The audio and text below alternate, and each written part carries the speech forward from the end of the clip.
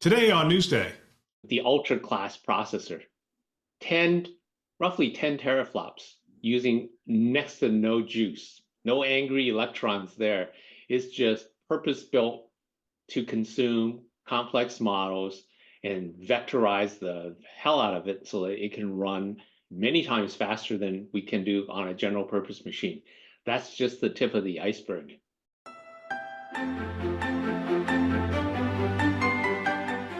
my name is Bill Russell. I'm a former CIO for a 16 hospital system and creator of This Week Health, where we are dedicated to transforming healthcare one connection at a time. Newsday discusses the breaking news in healthcare with industry experts, and we want to give a big thanks to our Newsday partners, ClearSense, SureTest, Tausight, Order, HealthLink Advisors, Cedars, Sinai, Rackspace, CrowdStrike, and Fortified Health. Now, let's jump right in. All right, it is Newsday, and I'm joined by David Ting, Chief Technology Officer, Technical Guru at Tausight. Do you guys consider yourself a security firm with the... Primarily, we see ourselves as an AI company that allows our technology to be leveraged into the cybersecurity space. Got it. Specifically, you guys are identifying the troves of information that reside all over healthcare that people don't know exists and don't even know it's out there, so it's hard to protect. Correct. It goes back to the HIPAA security rule that says, hey, you must do a complete and thorough assessment of all your risks and vulnerabilities to EPHI. I think I wake up in the morning and I recite that. But it's so fundamental to what we need to do. And as we were talking about, AI is such a critical piece of taking advantage of all the newer technologies around solving what used to be labor intensive problems that are, if you can define the scope of the problem and you can have a language model that you can run effectively and accurately in a calibrated manner so that you know what the error bounds are, the performance bounds, and you can apply it at the edge. That's what we do. Take advantage of AI to find your data. And I think you'll get to the point where risks and threats, vulnerabilities are all going to be detected at the edge using AI. We are just going to have enough entropy in those models to allow us to find the things that we don't know about, as opposed to, gee, I have all these heuristic rules and you can program them in, which is how we do a lot of stuff today when it comes to recognizing patterns. And I apologize because I'm getting off on a tangent on the differences in AI approaches. Let me ask you this. So people may not know. So you were around in the early days of Imprivata. I mean, you're one of the architects of that platform. I'm going to ask you maybe an unfair question because I watched this video on social media and it cracked me up. And it was the use of AI in products, and it had the bottom bun of a burger and they put some sauce on it. That was the AI. Then they put the burger down, they put some more sauce on it. Then they put the lettuce on, more sauce. They put the bun on, more sauce. Put the fries in, more sauce. They closed the lid and put sauce on the top, and they said, "Look, it's AI." Anyway, I think everything can be AI. I know but that's what's going on in our industry. You're one of the few people that I trust in this topic. In fact, we're going to talk AI, we're going to talk cybersecurity today. But if you were building out the Imprivata product back in the day and all of these AI models were available, how different would the architecture be? How different would you approach that problem set? So it's interesting. One of the key capabilities that the Imprivata agent had in being able to recognize different screens to know, hey, this is a logon screen, this is a password change screen. You could program the rules as a decision tree if you wanted, but it doesn't give you robustness. It doesn't give you latitude to say, hey, what happens if an application worked just a little differently than you had predefined in your code? Those used to be called heuristic programs, that you took advantage of what you knew about the problem, but if you wandered outside of that space, your program probably wouldn't work. Your decision logic would be wrong. I actually embedded a fair amount of fuzzy reasoning into the recognition logic, even at Imprivata, to give it more flexibility so that it can accommodate changes. And that's where AI is really good. And AI has the ability to have a lot of knowledge that you didn't program in, because you're getting away from having a state machine that only goes through the states that you define. AI can have multiple branches, has infinitely more numbers of states that it can get to, depending on the input and depending on the randomness that you built into the AI model. And that's where the flexibility for AI. it can learn things and it can have huge amounts of latitude in terms of responding to things. So we use AI, for example, to recognize when we see sensitive data in unstructured content. It doesn't require us to say, hey, there's a keyword here, there's another keyword here. That would be how you would do heuristic programming. Combinations of these three words, it must mean this. Combination of four words, it must mean these. Thus, you'll never get to all the rules. You'll never get to the variability you need. So in our model, for example, we have 40 million parameters that can be set to recognize this stuff. You will never in years of programming get that much logic into your decision tree to accurately recognize it. And that's condensed down from a model that's way larger. And that's what these large models can do. It can learn, it can have these parameters, it can have the architecture of the neural net, the weights associated with it, the way they're connected, the randomness that occurs in that code, all gives you more entropy, more knowledge, if you will, and more latitude in terms of responding to noise in the data, where the data doesn't look exactly like what you trained it for. But guess what? There's some statistical similarity, it will find it. That's how AI is so powerful. If you were sitting down with a chair for a department, college or university today, and they were talking about training the future programmers in our world, how would you change that curriculum? Do they still need to understand the base? Like, people laugh at me. I'm like, I know the OSI model. They're like, well, how important is that today? I'm like, still pretty important. I think that's a great question. I think the way we teach programming is still going to be relevant in the sense of that, gee, everything above the hardware level, there's still assembler code in there, but nobody knows what assembler looks like. There's still a low-level code. How you get to the programming steps and how do you build a program and process, split up the work into different subroutines or methods or functions.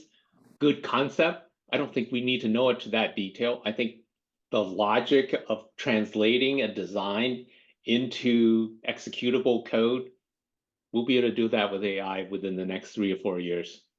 Now, you will go back to what we talked about, which is prompting. The first time it comes back with, you can ask the system, hey, write me a piece of code that looks like this. If you gave it all the specification, it probably won't come back with what you told it to. But if you hinted and said, hey, I'm trying to write a multi-thread solution where each thread does some work, the sequence of prompts will get you to a better solution. And then you break it down. It's the same way we would design anything. Start at the top, break it down into pieces, break it down. Those levels of hinting that you give to your GPT model for it to improve what it gives you for the next iteration, that's where we're going to end up. So I think schools will be much better at teaching design and how to ask the right questions of your system that basically is trying to learn what you want. But won't that be a basic course? I mean, they keep talking about democratizing this stuff. I think so. Yeah, this will be something like, how do you get the most out of the tools that are available to you now? They were already starting to show up. A lot of your Copilot, for example, is found in almost all the Microsoft Visual Studios products. There are products out there that will glom onto your development environments to help you write test codes, to help you summarize, to help you comment. This is already starting to happen. It's going to be the next leap when we see enough code samples to say, hey, I've already seen all the code that people are writing, let's say in Git. I can help you write better code based on the fact that I reviewed other people's code already. It's the same way we teach people how to improve their programs. Look at other people's software, find out what you like, what you don't like. It's the same thing that AI is going to be able to do, but on a much larger scale, because there are patterns in software design. Yeah, you know what's interesting to me is my team talking about democratizing this stuff, and so my chief operating officer is using Airtable, and she's creating this pretty sophisticated thing because we're tired of using Google Sheets. She wants to move it over there. So today was the first time I looked at it, and I'm sorry I'm sharing this story. I know she'll listen to this and whatever, but I'm looking at it and I'm going, that's bad database design. That is going to lead you into an alley. At some point, that's going to lead you into an alley. Like, you need to design this differently. Otherwise, it's going to become whatever. So there's that knowledge that I have. So we're democratizing this stuff. But we still need to understand the core principles and the fundamentals of these things in order to take these things into production, or we're going to end up with a lot of problems.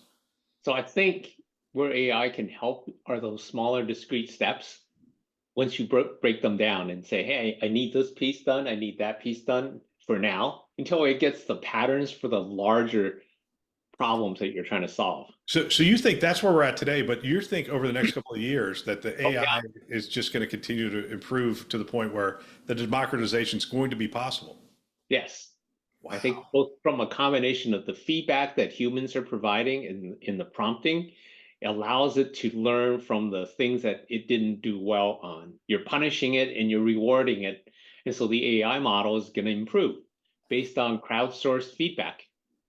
How you ask the questions, whether you like the answer or not, indicates to it, hey, I need to improve here, I need to improve there.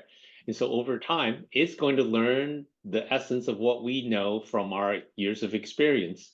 And you can look at a design and you go, hey, it's deficient here. I can look at a system architecture, or I can look through a body of code and I go, this is bad, this is good, this is not good, this can improve. If I can give that level of input to a software system, over time, it will see the statistics of, gee, David's input, other people's input as they read code, they're all going to glom it together because there's statistical correlation between all of them. And boom, it will have that piece of pattern built into its model to say, this makes good design, this is not so good, or these are the things that every time I read through people's code, I use my patterns to analyze other people's code. And I go, here's what I would see as a problem. Same thing will happen with software, with AI-based systems, and it will get better. Sam Altman, OpenAI CEO, his new shtick is to come out on stage and say, I apologize for ChatGPT-4. This is the worst AI model you will ever use in your life. And he's probably right, because it just it improves every day. And so that's his new shtick. And he's not quite Steve Jobs yet, but between NVIDIA and OpenAI, I do think that they will be more watched than the Apple keynote next year. I think next year it will be. I think so. And so he's training to be the next Steve Jobs in his presentation. Hi, I'm Drex DeFord, and I am thrilled to host Unhack the News on This Week Health. Alongside our established Newsday show, we're diving deep into cybersecurity and healthcare. So whether it's Unhack the News with me or Newsday with Bill Russell, you'll find the latest insights and commentary in This Week Health's newsroom. Expand your knowledge and stay ahead of industry trends. And mostly, don't miss out. Join us every Monday on This Week Health for all the latest stories. One of the things we were talking about earlier is AI at the edge, and he talked about that as well. It was in a talk I saw just this week. He was saying, look, we're not going to be able to just take mass amounts of information and build these massive models and stuff. He was talking about specialization. He was talking about agents. And he was talking about at the edge. He goes, and he pointed at the phone and he goes, that's archaic. Correct. What we're looking at today with the phone will be archaic in just a couple of years. Like, we will interact with our technology very differently. Being an electrical engineer, I've built hardware and I always follow what goes on in the latest advances in chips. The advances that we're making today in the next gen chips for processing, not only GPU advances that NVIDIA and Intel and AMD have made, all these vendors are now building specialized chips that will allow you to take models to run them at the edge. Same way we had in the early days. So are we going to put the models on the chips, or are they just going to be able to run those models? They're going to be able to run the models on those chips effectively. So we work closely with the Intel group, and so their MPU chip that they came out with, there's a paper that's written out there that I just read. It's 9.4 teraflops of computing power that they can put in this one single little chip that's added onto the rest of the silicon for the, what do they call it? The ultra class processor. Roughly 10 teraflops using next to no juice, no angry electrons there. It's just purpose built to consume complex models and vectorize the hell out of it so that it can run many times faster than we can do on a general purpose machine. That's just the tip of the iceberg. This is where we're going to end up with smart machines on the end that can do language translations. It can do content recognition. It can do generative AI to improve for creativity reasons. It can do all the stuff that we're doing today. And I was telling you about the MIT Media Lab event that was co-sponsored by the Intel folks, and the two professors got up there and said exactly the same thing. We'll never have enough computing power in the cloud to process all of the requests for AI. You have to be able to take these super, super large language models with their trillions of parameters and condense it down into task-specific models that you can run at the edge. And you could see a model where transference of those models, the models become the IP, if you will, that gets shared and gets updated. And you take a large model and you say, hey, I need a model for refining code. So boom, a smaller, much smaller model comes down, which is task purposed for doing what you need to do. It gets downloaded, runs on your MPU, runs on your AI at the edge, and it helps you do the tasks that you need to do. That's where I think the architecture is going to be. And so their bottom line was to the AI team that was in that media lab, and it goes, you, the next generation of students and business leaders, you need to think about how distributed AI can work, because that's where the future is going to be. And I thought that's the right approach. I'm going to take you to the past. I think we're about the same age. I'm not really sure, but do you remember the PC coming into the world, right? Oh, yeah. Yeah. All right. So the PC comes into the world. From scratch. Right. But well, because right now what's happening at all the health systems and everywhere else is like, what's the future of my job? Like, what does my job look like? And people are starting to see glimpses of it. They're starting to feel angst, and you see different articles where it's like, no, and you saw nurses actually go on strike and say, no AI. You saw screenwriters say, this needs to be a part of our contract and that kind of stuff. So let's talk about the advent of new technologies and how it changes the nature of work and eventually generates new jobs that we didn't even know were needed. So with the PC comes in, and I remember the first PC at M&M Mars, and I remember I got one on my desk, and I was an intern. Like, they gave it to the intern because nobody else knew what to do with it. It's like, he doesn't have any gray hair. He'll know what to do with it. So they gave it to me, and I knew what to do with it. I created spreadsheets. And I remember showing them the spreadsheet for the first time, and they're like, oh my gosh, that's amazing. And isn't that crazy?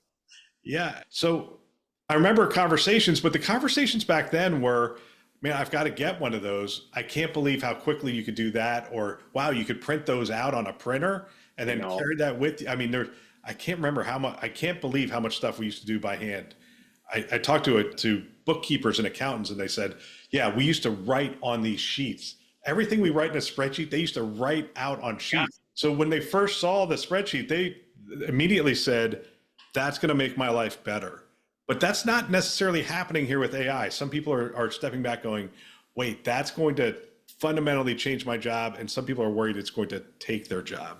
I mean, how do you, based on your knowledge of how different technologies have come in and how it has changed the nature of work, what are we saying to nurses today? What are we saying to IT staff, to security staff today? I think that's a great point. I think anytime you go through a digitization experiment or transition, you have the same angst. I remember draftsmen who said engineers are never going to translate their design onto paper because we do that job. We draw the lines, we do the blueprints when people remember blueprints. We erase the lines when they make changes. Engineers will never be able to do this. They will never enter their designs into a computer. We saw drafting tables go out as we built CAD/CAM systems for them. We saw draftsmen who either made the transition or they said, gee, I need, if you're young enough, you made the transition. They became excellent at using the CAD system. They got onto you can actually simulate the whole movement. You can actually simulate CAD to say how the part's going to be machined directly from a design versus having to do all this extra work. You can do costs. I mean, all of a sudden, the knowledge and the capability to manage that information became really powerful. I think the same thing's going to happen today. I mean, we have EMRs that represent the summation of the knowledge about what was done to a patient.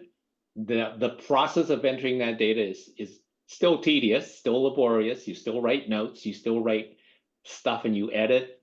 That's going to be simplified. That's the first step, which is really the augmentation. And then what's the additional insight that you can get using AI? So we have decision support systems today. Those are all codified rules that are well known. I think the AI technology will improve that. It will get better summaries, more real-time summaries, more integrated into the alerting and, gee, did you know about these things? Or in the ability to correlate even more sources of knowledge that's built into the AI model. Today, it's all codified in rules and decisions that the engine will run. In the future, it'll be an AI model that has the cardiology specialties or specialists or all the stuff that you might want it to know about. That's how and certainly in cybersecurity, nobody can track the amount of data that comes into a system as it's being generated. Yeah, it's impossible. It's real time, right? You can't even build rules because the environment changes so quickly. Adaptation is one of the things that AI systems are good at doing, either a supervised or guided supervised learning. It can learn those patterns. It can know, gee, this is really bad. When I have new applications that are coming on the system that I didn't see before, those are patterns that it can pick up and respond faster. Then, gee, we should get a report and review it and say, hey, these are new programs. Why are they running across our system? Who brought these things in? All these patterns for security should be all built into AI. On the UI front, we should be able to ask it more human, more intelligent questions and say, what are my concerns?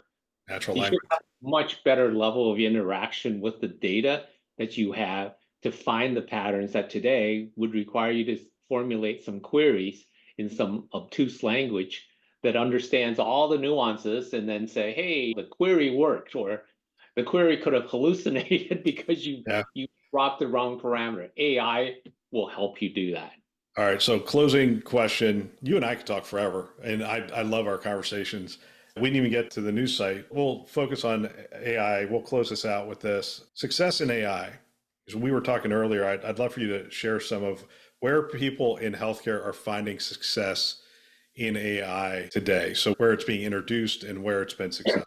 So I heard at a meeting the other day with some new startup companies that were successful in AI in terms of their ability to do a couple things. And I thought these were really important. One, they could demonstrate value to the customer, the provider organization that brought in AI. They could show value either in the improvement in efficiency to their clinical staff or real demonstrable claims processing. I don't think anybody has really said, gee, I think outcomes have improved yet, but it has to be demonstrable. It has to be value.